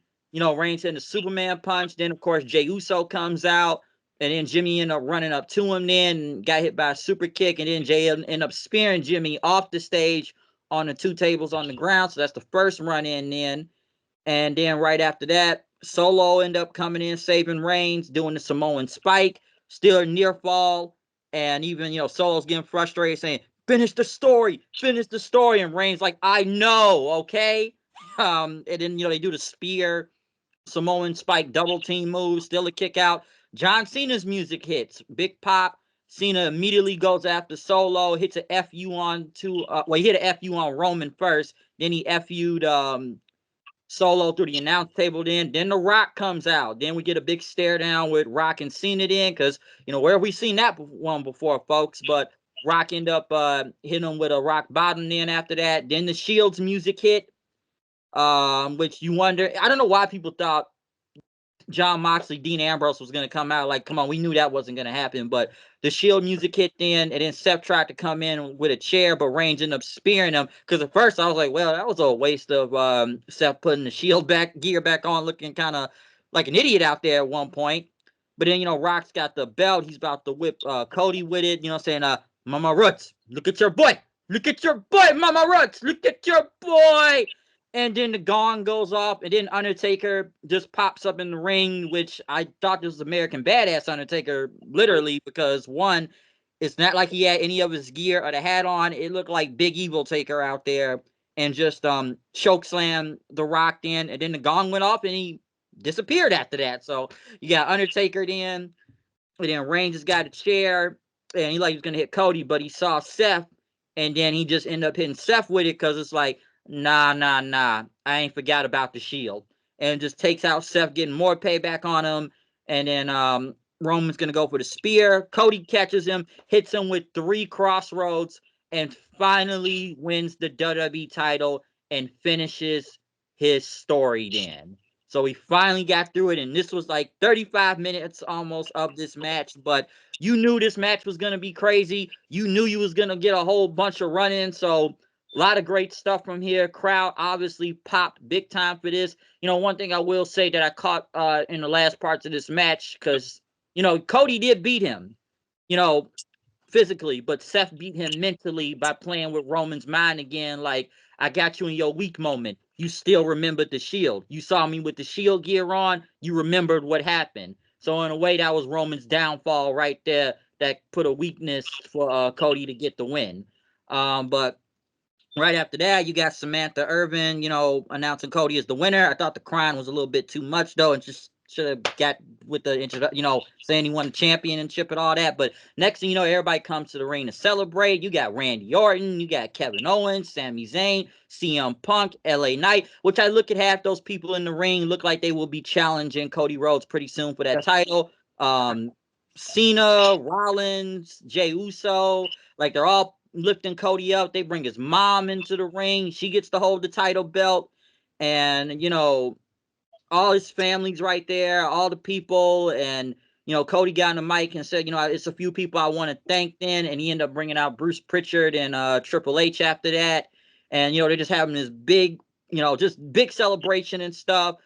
Triple H puts up his arm then, and everybody just celebrating with Cody. Even you got Nick Khan standing right there, shaking Cody's hand and stuff. And yeah, just a big celebration, huge celebration. So yeah, as a guy, bro. Yeah, that's one thing. Cody had to win right there. He had to though. He had to win last year. Well, yeah, he should have won last year too. Like as big as a moment as this was, as big as a moment, it was still a great moment. But we should have still did this last year. Yeah, literally the exact same thing could have happened last year. Literally, right. You want to go? I'll go. Look, I'll go because I'm not going to spend too much time on this, man. I think I'm going to say overall positively that I did like this match. I didn't love it, but I liked it because mainly this is what they've been wanting for so long, right? To do this freaking bloodline rules and all that. But then we didn't even really get that. Like y'all gassed me up weeks and weeks and weeks about this bloodline rules thing. We even saw that last night with The Rock and what he was doing with the ref and all that. And then we finally get to what y'all saying bloodline rules is, and we got 30% of a regular match. I'm like, why are we seeing rest holds and shit in this? why are we getting the typical Roman walks around the ring talking trash match when this is bloodline rules, bro? This should have started immediately with the shits. I'm talking Jimmy coming out solo, Rock. It should have been from jump. They should have came out with Roman. Like I didn't understand it as I was watching it. I mean, I don't feel so badly about it because they didn't drag it out for 45 minutes like they did in the first match. But I'm like, all right, we already got the regular match last year. So I'm thinking this match is about to be nothing but shenanigans. But for the first, like, 20 minutes, you got a it, regular match. yeah, I'm looking at Wikipedia. This match went 33 minutes. So I'd say about like 15 minutes of this match was just regular shit. And okay, that's fine. But when you know the goal is to get to the bloodline rule stuff, you're just sitting waiting for it. So then my thought process would be, if you know that, then just do it from the beginning of the match. Don't just do all this regular match stuff knowing full well what we're expecting this to be. And I don't know. I mean, maybe they thought it would take away from the match, but if anything, to me, it made the match worse because you're just wait every time they hit a finisher and they did a near fall, you knew it wasn't going to be the end of the match because we didn't get any of the bloodline rules stuff yet. So I just sat there for like a smooth 10, 15 minutes, whatever it was, just waiting for us to get to the shits. I'm like, all right, is it here? No, not yet. All right. Then when Jimmy finally showed up, I was like, all right, here we go. And then when we got to that part, it didn't even get as crazy as I thought it was going to get. I mean, you got the interferences, yeah, but like they didn't even really interact with Roman and Cody. Like it was just boom, boom. Here's this guy. Okay, he takes out that guy. Here's this guy, takes out that guy. Here comes this guy, takes out that guy. And then we got back to Roman and Cody. And I was like, okay, that's fine, I guess. I mean, but I was expecting just complete chaos. I'm thinking like all kinds of run-ins are coming out. I'm thinking this is about to be like a lumberjack match or something, like with everybody just around fighting all like I don't know. It's just y'all sold me on bloodline rules, and in the end it just felt like any regular half of it was a regular match and the other half was just a regular no DQ match without anything really setting it apart that I thought we were going to get. But in the end, I thought it was cool. It's not something I'll go back and watch, but I thought in the moment, it was cool. So you know, all that aside, Cody finally won. He got his moment, and good for him, you know, because this is what we all thought was going to happen last year. It should have, it didn't, but here we are. So, yeah. Well, I ain't gonna lie to you. I I felt like a kid again. I ain't gonna lie to you, man. I I felt like a I felt like the ages from 8 to 15, 16. I ain't gonna lie to you. I mean, so when Jimmy first came out, I was like, all right, cool, this makes sense. All right, now we about to get into the meat of the matter now. All right, so Jay took him out by that spear. That spear, I ain't gonna lie to you. I thought he speared that nigga on concrete. I'm not gonna lie. My blind self thought I ain't see those tables right there. I'm like, oh my god, why did they do that? You know, when I saw the table, so the second time I'm like, all right, cool. but but I'm with you though, Steven. I thought I was gonna see some crazy stuff, man. Like, man, tables and chairs and you know blood and man, the way they built this match, the way they built it, it was made me think that man, especially that beatdown in Chicago. You know what I'm saying? That he Rock did to Cody. I thought, man, shoot, that match got to be worse than this. There, that whatever he did to that, and whatever he did to Cody outside, I know that he gonna do the same thing to Roman, but he did it. So I'm like, like I said, I'm not taking nothing away from this match. I'm not trying to, poo poo on it. But at the same time, I thought I was going to see a little bit more than that. You know, I got the run-ins, I got the cameos. You get what I'm saying? Like, all right, I got John Cena, got the Undertaker, got the Rock. All right, cool, that's what's up. You know, but at the same time, I did think I was going to see a little more. But oh yeah, to you, Bray, I ain't gonna lie to you. At first, I thought Samantha Irvin was, kind of, turned on the waterworks a little bit too much. But at the same time, though, me sitting here watching Cody when he got surprised by his mom was in the ring because he didn't know his mom was in the ring. So when he got surprised at that look of real enthusiasm, like, oh my god, what are you doing here? You standing here for, And it was like, I don't know, I felt it too. I not the crying, I of course not, duh. But I don't know, it kind of tugged at my heartstring too when I saw that part right there. I'm like, man, dang. His enthusiasm to see his mama right there. You know what I'm saying? Like, I don't know. I don't know. It's stuff like the little stuff like that.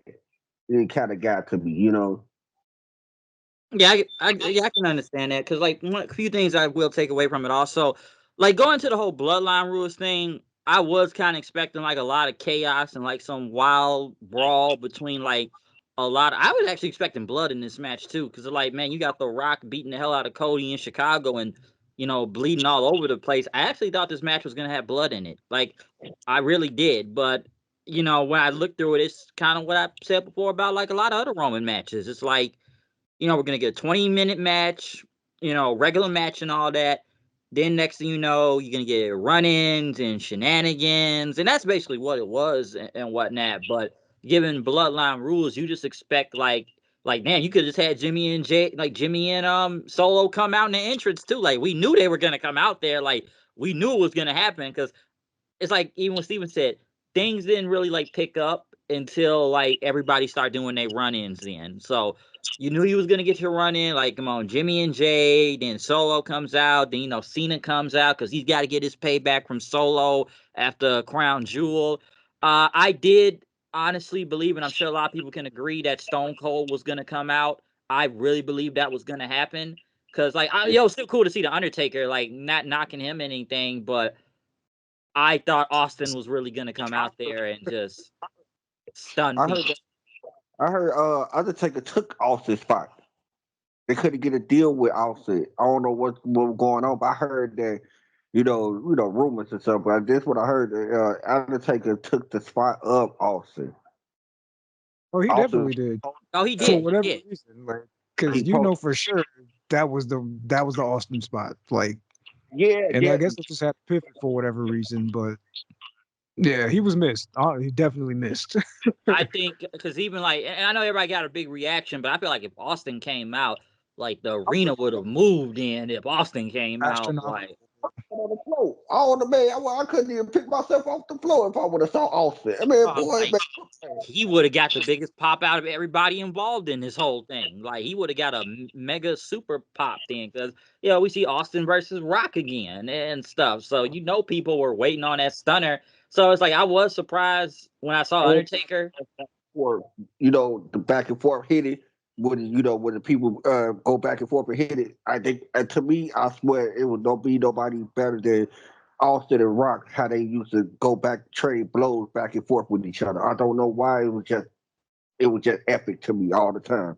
Oh yeah, and then like if I see them punch each other, the first thing I'm gonna start thinking of, the my way. So it's my way. Like that's what the first thing that would have came to my mind if they just start hitting each other. Then I'm like, oh, WrestleMania 17 all over again. So I believe that. Yeah, I definitely believe Austin was gonna be in that spot because that really.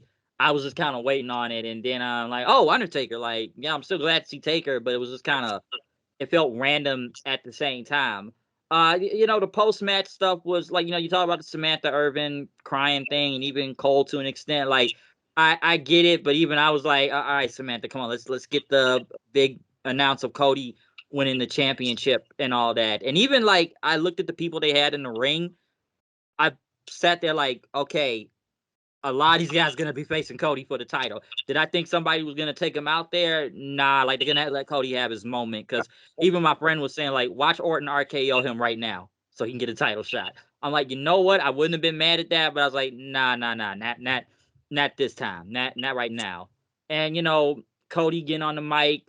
And I saw people online get mad about what Bruce Pritchard coming out there because they want to try to blame him for well he's one of Vince's people blah blah blah. So I'm like, oh okay, like I was I mean, kind that's of fair. whatever.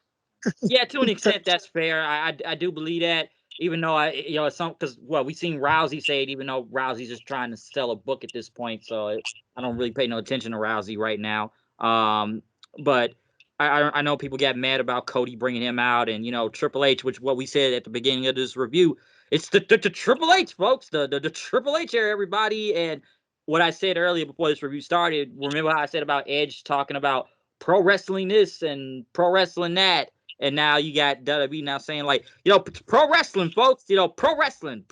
I'm like, we know that, we know, we know. Right. I get what y'all doing, like I get it, but it's No, I like. thought I think in their case, man. they're really I thought trying to hammer that home because for years under Vince, that was like taboo to say pro wrestling, like Yeah, it's that's true. sports entertainment. So yeah, I think all of this was like them hammering that home is like, nah, this is really it's us now. It ain't him, it's us.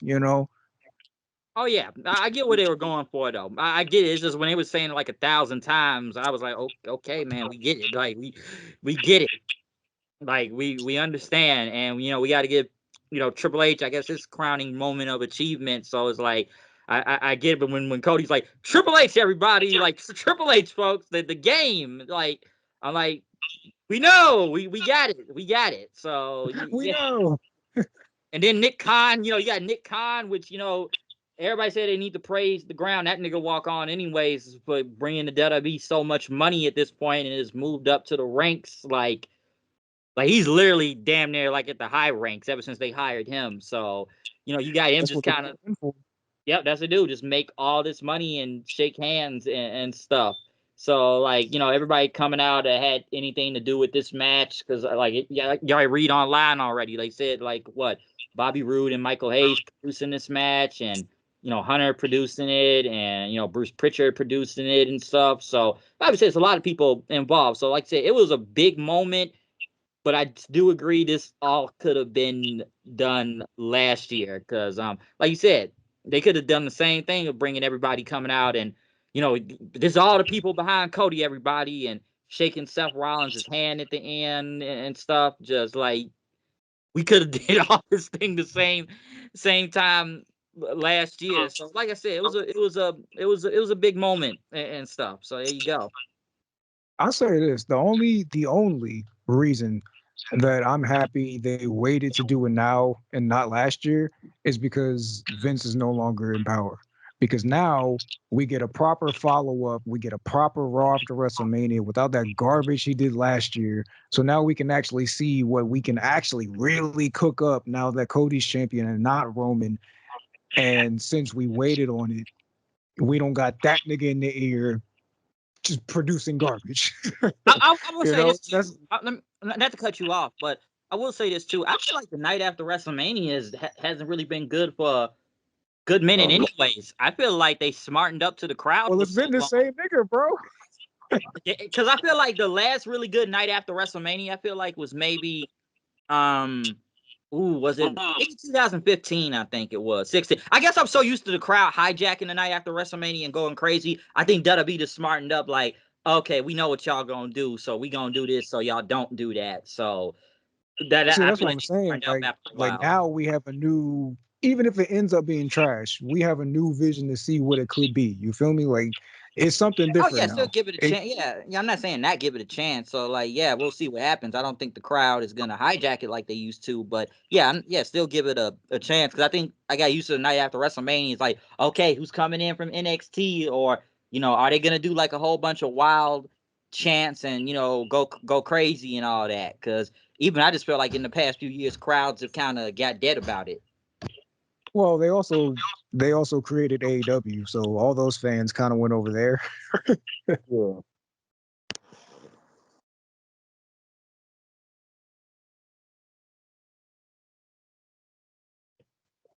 Hello? Yo, What? I hear you. yeah, I hear you. I don't know what happened to Bryce. No, I'm right here. I was letting you. I was letting you go. I was letting you go ahead.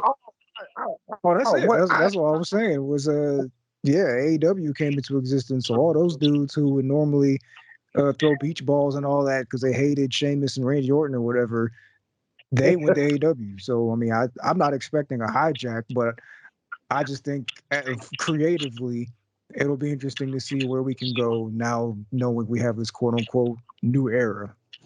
Yeah, Right. yeah, they're really beating you over the head with that. Like the new era, folks. Like I felt it was already kind of like that in the past year, ever since they let Triple H, book stuff and everything. I didn't notice it till at the beginning, but I did throughout time and how different some things are. It's just now they're just beating you over the head with it now at this point. And they're not being subtle either about getting Vince out of here because I heard, and I can't really go quote for quote what he said, but at the press scrum for a Sunday show where he was like, "Yeah, we're moving forward now. This isn't even about me; it's about us. So thank you for everybody who endured all this time." And I'm like, "All right, is he just burying Vince saying that? Like, Who I don't said blame this? you, but it's just wild to hear him say that." Who said it? Triple H. Yeah, Triple H himself. He was like, Okay, I "Thank didn't you see the for all of press those conference, so that's who fine. endured or whatever." It's the wording he used that made it seem like he knows, you know. Well, But yeah, he's like I like, "Yeah, said, we're done they with got that." it, they got to move away from the whole controversy. So they doing their best to do it. Like I get it, so they can like get the heat off themselves. Like, okay, it's like, hey, he has to go deal with his own problems right now. We just ain't got nothing to do with the controversy and stuff. It's like, hey, we're saying the new era, we're saying this, we're saying that. We got to get the heat off of us. It's like, okay, we're doing something different ever since these TKO people got brought into the fold. So it's like, hey, Vince got to go handle his own business right now. Yeah, he even said Stephanie's back home. So it's like, yeah, they're not being subtle about I don't think she ever left. like they got Vince out of here and like we're taking over now. Like it's crazy. So yeah, it's just now people just still kind of get mad that I guess Bruce Pritchard's still there, but I'm like, well, he's still there. I didn't really care when he came out. I was like, whatever, like he's still there. So it's whatever to me at this point. I I mean, just I still didn't think care either, but I didn't I care. mean, I you just know why people feel away though. Oh no, Like, I get why. So yeah, I get it why what people will say, and like I said before, so Ronda Rousey can go on the internet and bitch again, try to sell her book too. yeah, So that's one thing to take from that also. But nah, like the whole, like I said, the whole main event thing, like I said, it was a big spectacle. Um, it was really good. Like I said, I know it's like somewhat different opinions on the match, but basically still the same. But like I said, this title reign is finally over, and we can now move on to something else at this point. I will say, what do you all kind of rank, Roman's run for the past 3-4 years now as 1,000-day something champion?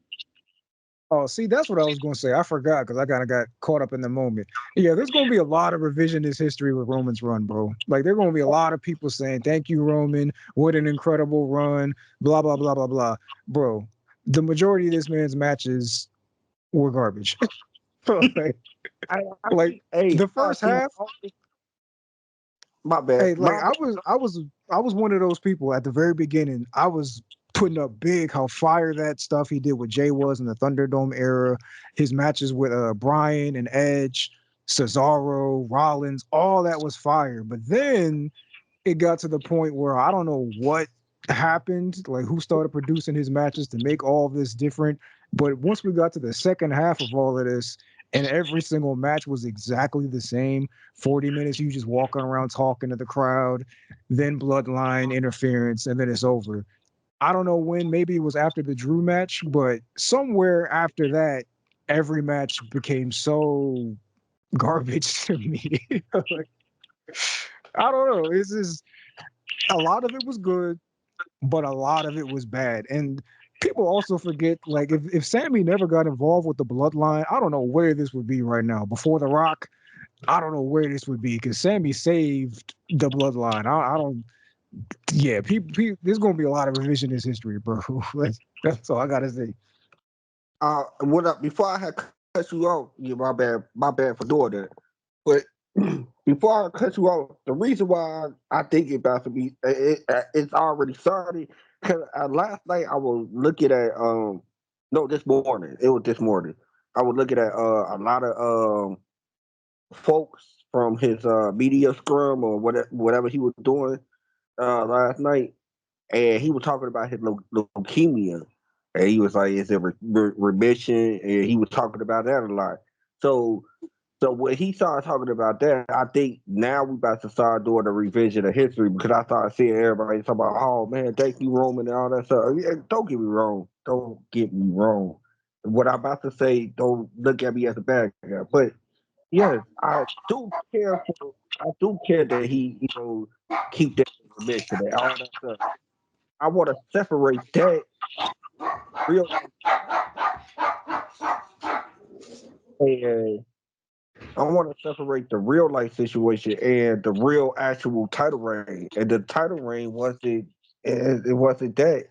And I can't say thank you for that. I can say thank you for doing your job while every day, while you still suffering through the cancer that you're going through.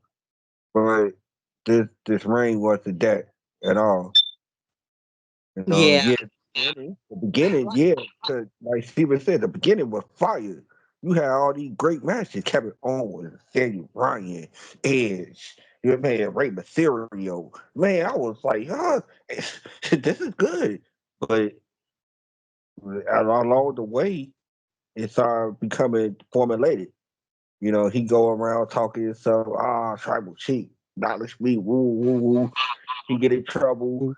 Solo comes out, Jimmy comes out, Jay comes out.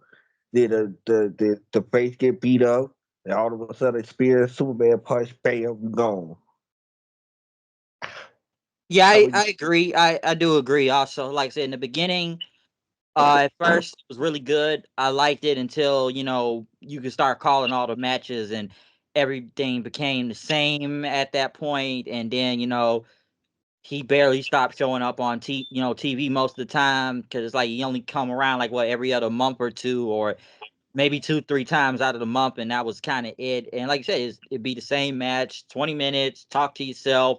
Next, shenanigans. Like I said, we talked about this before. Shenanigans, spear, and there you go. Because I was really done with it after like last year's WrestleMania. That I was like, I don't even care at this point. I was to the point I don't care who beats him. I'm just sick of this title reign. Just give somebody else the title. I get why they did it with Cody, and they kind of got lucky by lightning striking in the bottle right there that he was still over to where he was to get back to the main event of WrestleMania again the next year and stuff. But I felt like this really should have just ended ended a year ago and go on from that, because like I said, it was just him holding the belt for like several months then, and same matches that we saw what happened at SummerSlam and how that wasn't even really all that, and just same thing, different day and stuff. So it's like you said, I'm sure there'll be a lot of revisionist history and whatnot.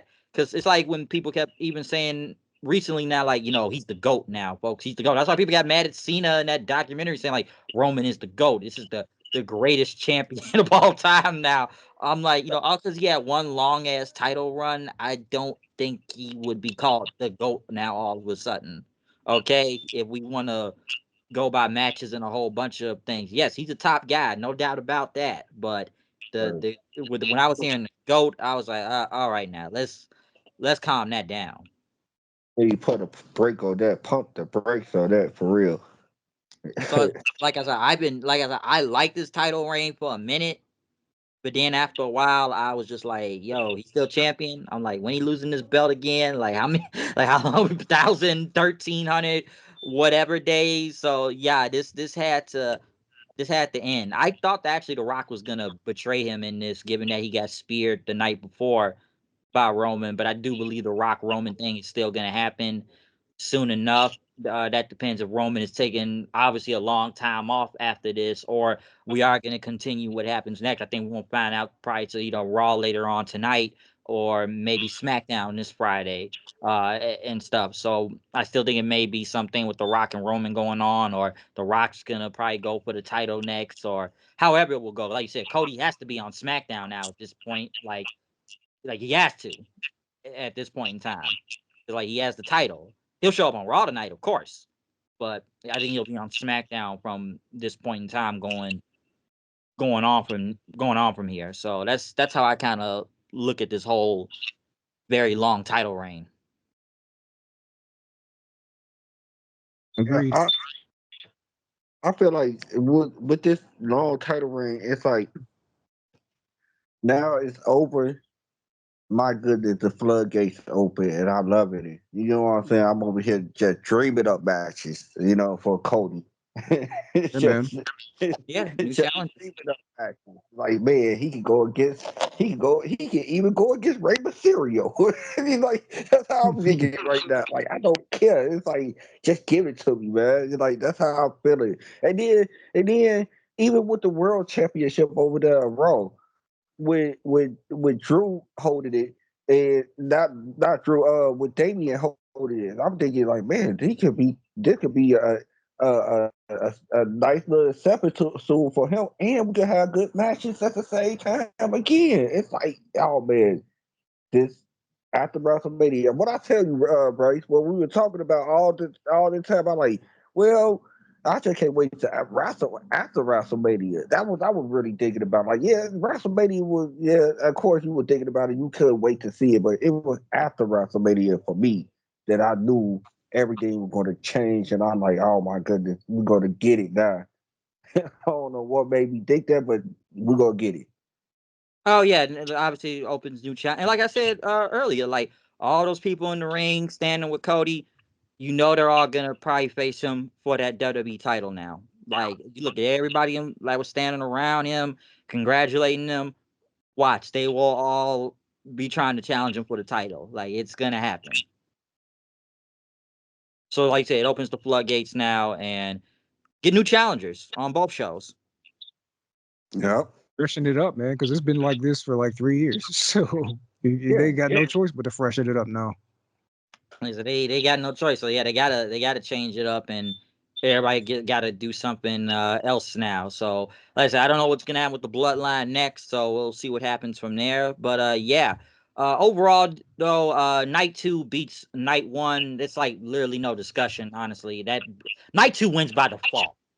It wins by Why default. is it always like that? Why is it always that one night is so much better than the other? Like that's how it's been for like the last few years. Yeah. Because You know, night Because man, one, last year we said the same thing about night one beating night two. yeah, I you mean, know, that's yeah, around night a one was really good. one night because of this. No, no, no, no, no, no. That's still not the answer. Oh no, that box been open already. It's done. You can't put it back in the box now. It's 2 nights now. From now on, I understand. Facts. But nah, like seriously though, like yeah, night one, it's night and day when it comes to night two and night one. Like yeah, night two, people were excited, they were actually reacting, and it was just better matches on here and stuff. Like night one just wasn't it. I've seen even people I know that went to the show. They said, yeah, the crowd was kind of dead throughout a lot. Some people kind of looked at it as like, are we watching WrestleMania or watching some other pay per view or just watching Raw matches on pay per view now or something like that. Somebody that was like damn near Saudi out there because it's a night and day difference. It's a definitely night and day difference. And I think night two was easier to get through given maybe it was 6 matches, I guess, and the matches flowed well and it went by pretty fast. Night one felt like a marathon. Night two went by pretty fast. Yeah, man, it Well, was it it was like literally so. did go fast. It did. That joint was over at like 10:50, 10:40. The match Snoop was Dogg done came by like 9:30 over here. It just had to do all the other stuff after it. when Snoop Dogg said, "Man, y'all ready for the main event?" I'm like, "Man, Snoop, man, the main event ain't until woo woo." And then I looked at the clock. I'm like, "Oh wait, woo, the main event is now." Oh shit, man, where'd the time go? Where did the time go? I was, I was really looking like, man, Snoop, you talking crazy? What you talking about main event, nigga? And then I looked at the time. I'm like, "Oh, it's now." So All yeah, right. Which is so yeah, crazy, bro, because back in the day, WrestleMania used to just be through like 3 hours, and then they just started not doing that anymore. we had to get everybody on the card. Yeah, I guess that's what it is, man. You got too many good people, I guess, that can have like longer matches. So you gotta, I guess that's what it is. Cause yeah, I remember them 3 hour WrestleMania days and we were in and out. And now it's like, all right, we got 4 hours on one night, 4 hours on the next night. And it's like, all right, I'm just, so I was mad happy that when I looked at the clock and Cody was giving his speech, I'm like, oh, okay, I can still do something before I get out of here. I was like, yeah, it ended kind of early because I like, given I knew it was 6 matches, I'm like, okay, this show ain't gonna go as long as night one because, like I said, the main event was like 33 minutes. The main event on night one was damn near 45 minutes. So Yeah. Well, people on the internet that were complaining about how talking about some like the beginning matches, like the first like I think the first few matches on the night last night it was short, or they thought it was too short. And you're like, oh man, why the matches this short and so on. I didn't feel that way. I was like, well, kind of decent length for me, especially if you talk about Seth versus Drew. You talk about a one-legged man coming into a fight. I think that match is not supposed to go 20 minutes. If it does, we looking at Drew like you can't even be a one-legged man. How we Yeah, what are supposed you, to look Jay White? yeah, what you say? What you say? I said, yeah, what are you, Jay White? Right. It's like, my goodness. This is Jay White and FJF all over again. You can't beat this one-legged man. And you supposed to beat him at less than 10 minutes or something like that. Man, come on now. And so I didn't agree with them. I think, they were trying to find something, trying to find something to nitpick at. because And I even the guess night one matches, I'm not gonna lie, a lot of them they were at least up to 10, maybe 15 minutes, except for the main event. Like that is kind of He's what the fine, time man. was for the night one. I do remember that because I did look up the time stamps for him, and I'm like, oh yeah, they didn't really go that long except for the main event. So we had to keep things moving along and stuff too at the same time. So reason why they had to break up the show like that. But I understood the Drew thing because it's like, yeah, Seth got beat up literally the night before, so of course he wasn't gonna come into this 100%. And he got demolished. Like I said, it was gonna be a cakewalk. It was gonna be a cakewalk for Drew. It was gonna be a cakewalk.